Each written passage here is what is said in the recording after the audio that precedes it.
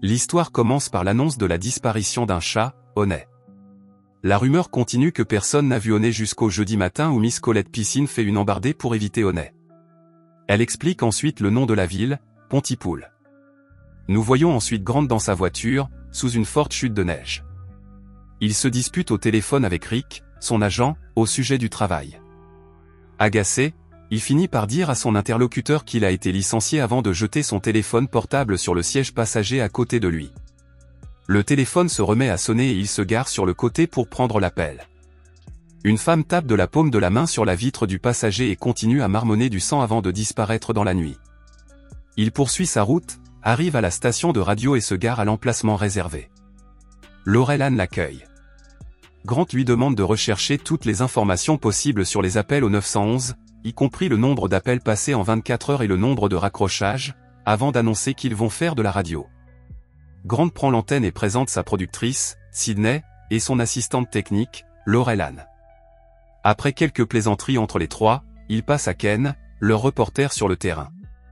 L'émission de radio se poursuit avec de nombreux commentaires de Sydney, qui lui demande notamment de ne pas faire de blagues sur le réchauffement climatique et de laisser Ken tranquille. Mais Grant continue à faire ce qu'il veut et à dire ce qu'il veut. Il refuse d'écouter les directives de Sydney, qui le retire de l'antenne avant qu'il n'ait terminé. Ils se disputent tous les deux, Sydney lui disant qu'il devrait partager les nouvelles et lui demandant ce qu'il pense devoir être rendu public.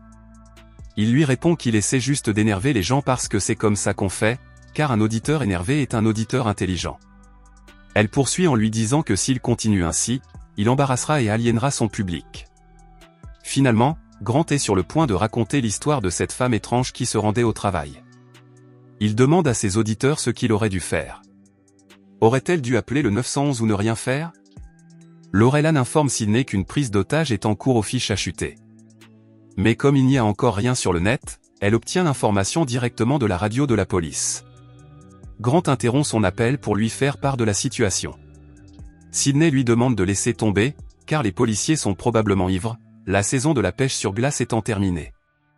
Grant se concentre sur cette information et la partage à l'antenne, commentant que le fait que tout le monde soit ivre est une réalité distincte. Apparemment, la situation a déjà été résolue. La police a placé 2 suspects en garde à vue, tous 2 non armés. Sydney fait irruption dans la cabine d'enregistrement tandis que Grant s'esclaffe. Il lui dit qu'ils doivent parfois apprendre à rire d'eux-mêmes et elle répond que l'histoire n'est pas drôle. Les flics dont elle parlait sont alcooliques et essaient juste de garder leur travail. Elle explique également que Ken n'est pas dans un hélicoptère, comme on l'a dit précédemment, mais dans une Dodge Dart qu'il conduit. L'hélicoptère est équipé d'effets sonores pour maintenir l'apparence, mais en réalité il est juste assis sur une colline pour sa vue aérienne. La nouvelle suivante est une manifestation devant les bureaux du Dr John Mendez, signalée par Ken. Il se dirige vers lui et il rapporte qu'il y a littéralement des centaines de personnes qui entourent le bâtiment. Il ajoute qu'il semble que les gens essaient de pénétrer à l'intérieur. Il fait quelques bruits surprenants et poursuit en disant que le côté du bâtiment semble s'être ouvert et que les gens se déversent à l'extérieur, se faisant piétiner et tuer. Grant lui demande s'il y a des policiers dans les parages et Ken répond qu'il y a un convoi de camions, de véhicules militaires et d'hélicoptères. La ligne est coupée lorsque Ken déclare que la route est bloquée et qu'il ne peut pas partir. Laurel Ann tente de contacter le service de police pour confirmer les informations de Ken, mais ne parvient pas à joindre qui que ce soit. Ils ne parviennent pas à recontacter Ken et n'ont pas d'autres nouvelles de l'émeute présumée. Grant demande à Sydney ce qu'elle va faire et elle lui présente une famille venue pour un entretien. Il est bouleversé, mais elle lui dit qu'ils ne peuvent rien faire parce qu'ils n'ont pas d'autres nouvelles à ce sujet, puisque l'affaire est en cours. Rick appelle Grant en plein milieu de la prestation de la famille arabe. Il le force à écouter 1 minute. Laurel Ann et Sydney travaillent en arrière-plan, essayant de trouver d'autres informations sur ce que Ken a vu. Après le spectacle de la famille arabe, Sydney dit à Grant qu'il n'y a toujours rien sur le fil, mais qu'il y a 10 témoins oculaires en ville qui ont appelé et sont prêts à partager ce qu'ils savent. Ils passeront d'abord en direct avec Steve. Grant commence par les nouvelles, rappelant à ses auditeurs l'évolution de l'histoire. Steve était à l'antenne, mais on ne pouvait presque rien entendre de lui, si ce n'est des parasites et du chaos. Les 9 autres témoins oculaires en attente ne sont plus en ligne et Sydney informe Grant qu'ils n'ont pas encore pu contacter Ken. Il n'y a pas encore de rapport officiel, mais d'après ce qu'ils ont appris, 75 personnes sont mortes et au moins 2 fois plus sont blessées. Ils obtiennent enfin des nouvelles d'un agent de la police provinciale de l'Ontario, l'agent Roseland, qui explique qu'il a répondu à un appel au 911 à 7 heures du matin à l'installation de l'Aube dorée. Un grand nombre de personnes occupaient le bâtiment et tentaient d'entrer dans la chambre d'une femme âgée. La vieille dame a succombé à ses blessures et les gens chantaient quelque chose à propos d'Hitler et de l'ouragan. Mais c'est tout ce qu'on leur a dit avant qu'ils ne l'interrompent pour ce qu'ils considéraient comme un discours insensé. BBC World, en particulier Nigel, les contacte pour leur annoncer la nouvelle, car ils sont actuellement le seul radiodiffuseur à rendre compte de ce qui se passe à Pontypool. Grant reste un moment sous le choc avant de répondre à Nigel et de lui fournir toutes les informations dont il dispose. Nigel insiste sur le fait qu'il s'agit d'une insurrection et que de nombreux groupes de personnes sont impliqués. Il fait passer Grant pour un imbécile en pensant qu'il refuse de divulguer quoi que ce soit d'autre plutôt que de croire qu'il n'a aucune idée. Ken rappelle pour demander qu'on lui envoie quelqu'un car il n'est pas en sécurité. Il explique qu'il est dans un silo à grains près de la voie ferrée depuis qu'il a été poursuivi. Il demande qu'on contacte la police, mais Sidney lui répond que ce n'est pas possible parce qu'ils ne peuvent pas contacter la police. Grant demande plus d'informations et Ken leur dit que certaines personnes sont cannibales, certaines d'entre elles nues, allant même jusqu'à les comparer à des chiens. Ken essaie de regarder par une chatière et commence à paniquer lorsqu'il voit que les fous font sortir 2 autres personnes d'une camionnette et les mordent. Sidney demande à Grant d'arrêter, tandis que Ken annonce qu'il a été retrouvé. Un adolescent est dans la maison avec lui, mais il ne peut pas l'attaquer parce qu'il n'a plus de main et qu'il ne peut pas bouger. Ken mentionne que l'adolescent semble parler avec sa bouche et leur dit qu'il va regarder de plus près pour en savoir plus. Avant qu'il ne puisse en savoir plus, l'appel est interrompu par une transmission audio en français. Laurel Ann traduit immédiatement le message, écrivant qu'il leur est demandé d'éviter les membres de la famille, de ne pas utiliser de termes affectueux, de discours rhétoriques et la langue anglaise. Il est également demandé de ne pas traduire le message. Sidney signale qu'ils ont reçu un appel de l'agent Roseland et qu'on leur a demandé de rester dans la maison pendant la mise en quarantaine de Pontypool. Ken est de nouveau en ligne et leur demande s'ils ont reçu l'audio. Il répète l'enregistrement en leur rappelant qu'il provient d'un adolescent. Quelqu'un commence à chuchoter « Aide-moi, maman » d'une voix étrange et étouffée. Ce n'est certainement pas celle d'un adolescent. Ken la décrit comme celle d'un enfant qui crie dans un souffle d'adolescent. Grant a du mal à croire à cette nouvelle et demande à sortir 1 minute. Elle essaie de convaincre Grant de retourner à sa chaise, mais il insiste pour sortir et reprendre son souffle. Il pense qu'il se moque de lui. Il sort et dit qu'il n'y a rien d'autre qu'une journée froide, mais Laurel Ann remarque quelque chose et lui dit de revenir à l'intérieur. Il ferme la porte et la verrouille alors que des gens essaient de pénétrer dans le bâtiment, répétant les mots qu'ils ont entendu Sidney dire à Grant.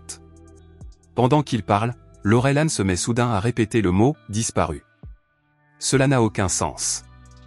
Après avoir entendu le sifflement de la bouilloire, elle commence à l'imiter. Sidney la regarde pendant 1 minute avant de remarquer une fenêtre ouverte et un corps qui entre. C'est le docteur Mendez. Il tente de s'expliquer avec Sidney, mais trouve Laurel Ann immobile, faisant toujours le bruit de la bouilloire. Il se dirige vers la cabine d'enregistrement, tandis qu'il dit à Sidney qu'ils doivent la devancer pour des raisons de sécurité. Il s'enferme dans la cabine. Laurel Ann leur dit qu'elle va bien en essayant d'ouvrir la porte. Le docteur Mendez leur dit qu'elle ne le sait pas encore, mais qu'elle les harcèle. Elle leur demande de garder le son à l'intérieur de la cabine. Il espère qu'elle ne saura plus où ils sont. Dès qu'il dit cela, Laurel Ann arrête d'essayer d'ouvrir la porte et se dirige vers la fenêtre. Grant tente de commencer une interview avec le docteur Mendez lorsque Laurel Ann se jette contre la fenêtre de la cabine d'enregistrement. Le docteur fait remarquer qu'elle encourage les rumeurs et que les choses vont mal tourner. Ken rappelle et dit qu'il pense qu'il va bien, mais que l'adolescent qui était avec lui est mort. Il répète le chant qu'il a entendu plus tôt, puis on l'entend retourner le téléphone. Il commence à répéter le mot « simple ». Ils acceptent son sort et Sidney suggère de le laisser partir maintenant. Alors qu'il parle de Ken, il remarque que Laurel Ann est revenue et qu'elle se mord la lèvre inférieure. Mendez demande à Grant s'il est sûr qu'elle ne peut pas les entendre et il confirme. Grant se demande s'il peut lire sur les lèvres, ce qui fait comprendre au docteur Mendez qu'il s'agit d'un virus, mais pas du sang, de l'air ou du corps, mais des mots, en particulier de la langue anglaise. Le virus ne pénètre dans la victime que lorsque le mot est entendu et compris. Il se copie alors dans la compréhension de la personne. Le docteur Mendez observe que quelque chose d'étrange arrive à Laurel Ann. Quelque chose qu'elle n'a jamais vu auparavant. Laurel Ann vomit beaucoup de sang sur la vitre de la cabine d'enregistrement, probablement aussi sur ses organes, puis s'effondre sur le sol. Le docteur Mendes pense que c'est ce qui arrive à l'insecte lorsqu'il ne trouve pas sa prochaine victime. D'autres victimes de l'insecte entrent dans le bâtiment. Grant éteint la lumière et il tente de se cacher derrière la cabine. Après avoir pris des notes, les trois hommes décident que les haut-parleurs à l'extérieur devraient suffire à faire fuir l'insecte. Ils décident d'attirer les gens à l'extérieur en diffusant un enregistrement de Grant disant « Sidney Briard est en vie ». Le docteur Mendes commence à répéter le mot « respiration ». Craignant de succomber au virus, il se met à parler en arménien, réalisant que le virus se concentre en anglais. Sidney va parler à Grant en français, qu'il comprend un peu. Sidney demande à Grant si le médecin est potentiellement dangereux, ce qu'il admet, mais refuse de le tuer également.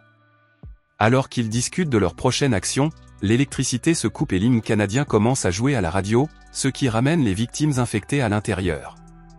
Il se dirige vers la salle d'équipement et le docteur Mendes grimpe par la fenêtre pour retourner à l'extérieur, attirant les victimes infectées loin du bâtiment. Grant essaie de comprendre comment fonctionne le virus. Sidney commence à répéter le mot « tuer ». Il finit par comprendre que Sidney est en train de succomber au virus et l'embrouille en associant « kill » à « kiss ». Ils s'embrassent. Grant se rend compte qu'il pourrait s'agir du remède et convainc Sidney de participer à une dernière émission. Pendant qu'elle est à l'antenne, elle déclare que le meurtre est certainement un baiser, alors qu'une explosion se produit autour d'eux. Le champion est un point fixe. Tout a une signification complètement différente. Les gens doivent cesser de comprendre ce qu'ils disent et l'écouter. Il suggère que l'échantillon ait une couleur. Grant dit à ceux qui l'écoutent qu'ils sont en train de tuer des gens effrayés, ce que les militaires peuvent faire. Ce n'est pas la fin du monde, mais plutôt la fin de la journée. Un compte à rebours en français commence et le film se termine sur Sidney et Grant s'embrassant dans la cabine d'enregistrement.